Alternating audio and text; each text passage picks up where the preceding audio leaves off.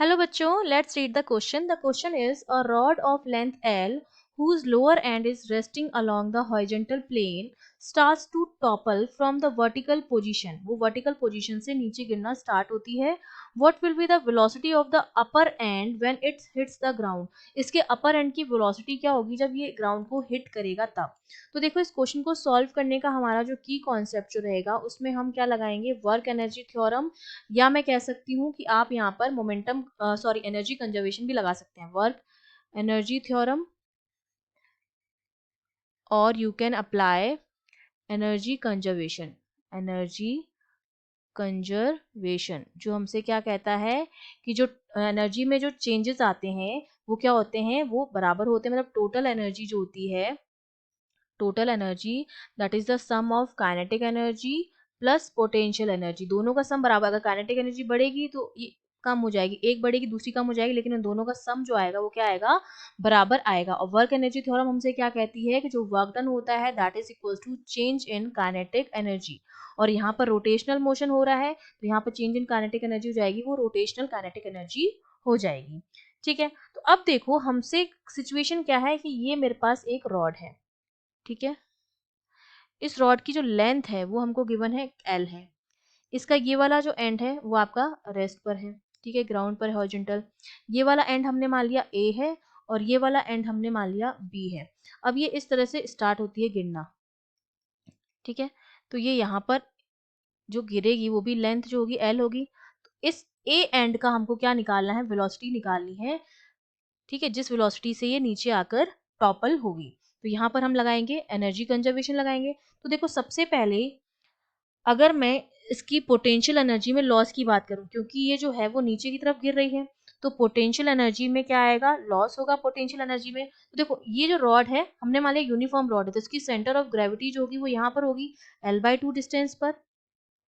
ठीक है, ये हमारी क्या हो गई, सेंटर ऑफ ग्रेविटी हो गई, जिससे इसका जो वेट होगा या फोर्स होगा नीचे की तरफ लगेगा mg, सेंटर ऑफ ग्रेविटी से. ठीक है, तो अगर मैं लॉस इन पोटेंशियल एनर्जी लिखूं जो मेरा वर्क डन के बराबर होता है, वो मेरा क्या हो जाएगा, mg, और डिस्टेंस जो हो जाएगी centre of gravity L/2 distance पर है तो ये L/2, ये हमारा क्या हो गया, लॉस इन पोटेंशियल एनर्जी हो गया है. ठीक है, अब अगर मैं बात करूं काइनेटिक एनर्जी में गेन की, क्योंकि एक में अगर लॉस हो रहा है तो दूसरे में क्या होगा, गेन होगा एनर्जी का. गेन इन काइनेटिक एनर्जी जो हमारी क्या है, रोटेशनल काइनेटिक एनर्जी है, that is given by half I omega square, जहां पर आई आपका मोमेंट ऑफ इनर्शिया हो जाएगा और ओमेगा आपकी एंगुलर वेलोसिटी हो जाती है. तो देखो किसी भी रॉड के लिए, फॉर रॉड जो मोमेंट ऑफ इनर्शिया होता है अबाउट सेंटर ऑफ ग्रेविटी वो होता है ml² अपॉन 3 के बराबर.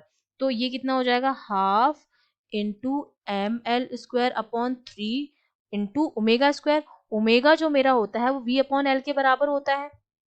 ठीक है, जो ओमेगा होता है that is equals to v/l. तो यहाँ से हो जाएगा v²/l². तो ये वैल्यू जो आ जाएगी काइनेटिक एनर्जी की, gain in kinetic energy for rotational, वो हमारा कितना आ गया, mv²/6. अब हम क्या लगा देंगे, एनर्जी कंजर्वेशन लगा देंगे. ठीक है, एनर्जी कंजर्वेशन की जो भी पोटेंशियल एनर्जी में लॉस होगा वो किसके बराबर होगा, वो गेन इन काइनेटिक एनर्जी के क्या होगा, बराबर होगा, gain in kinetic energy rotational. तो पोटेंशियल एनर्जी में लॉस कितना था, mg/L/2 which is equals to mv²/6. ठीक है, तो m से m तो आपका क्या हो जाएगा, कैंसिल आउट हो जाएगा. तो यहाँ से v की जो वैल्यू आएगी v² की वो आ जाएगी 3gl. तो v मेरा हो जाएगा √3gl. ये हमारी क्या आ गई, अपर एंड की क्या आ गई है, वेलोसिटी आ गई, क्योंकि लोअर एंड तो आपका क्या है, नीचे